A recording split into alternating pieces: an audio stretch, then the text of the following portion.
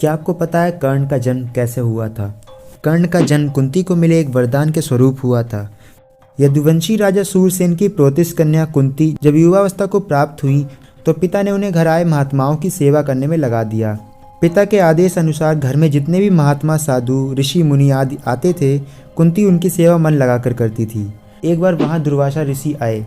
कुंती ने उनकी मन लगाकर सेवा की। कुंती की सेवा से प्रसन्न होकर दुर्वासा ऋषि ने कहा, पुत्री, मैं तुम्हारी सेवा से अत्यंत प्रसन्न हूँ। अतः मैं तुझे एक ऐसा मंत्र दूंगा जिसके प्रयोग से तू जिस देवता को स्मरण करेगी वह तत्काल तेरे समक्ष प्रकट होकर तेरी मनोकामना को पूर्ण करेंगे। दुर्वासा ऋषि कुंती को मंत्र प्रदान करके चले गए। मंत्र की सत्यता की जांच करने के लिए एक दिन कुंती ने एकांत स्थान पर बैठकर उस मंत्र का जाप किया और सूर्यदेव को स्मरण किया। उसी क्षण सूर्यदेव वहां प्रकट हो गए और बोले, देवी बताओ, तुम मुझसे किस वस्तु की अभिलाषा करती हो? मैं तुम्हारी अभिलाषा अवश्य पूर्ण करूंगा। इस पर कुंती ने कहा, हे देव, मुझे किसी भी प्रकार की कोई अभिलाषा नहीं है। मैं तो केवल मंत्र की सत्यता को परखने के लिए उस मंत्र का जाप किया था। कुंती के इन वचनों को सुनकर सूर्यदेव बोले, हे कुंती, मेरा आना व्यर्थ नहीं जा सकता। मैं तुम्हें एक अत्यंत पराक्रमी तथा दानशील पुत्र प्रदान करता हूँ। इतना कहकर सूर्यदेव अंतर्ध्यान हो गए।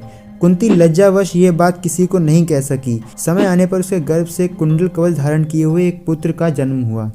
कुंती ने उसे मंजूषा में रखकर रात्रि वेला में गंगा में बहा दिया। वह बालक बहता हुआ उस स्थान पर पहुंचा जहाँ पे धृतराष्ट्र का सारथी अधिरथ अपने अश्व को नदी में जल पिला रहा था। उसकी दृष्टि कवच कुंडल धारण किए शिशु पर पड़ी।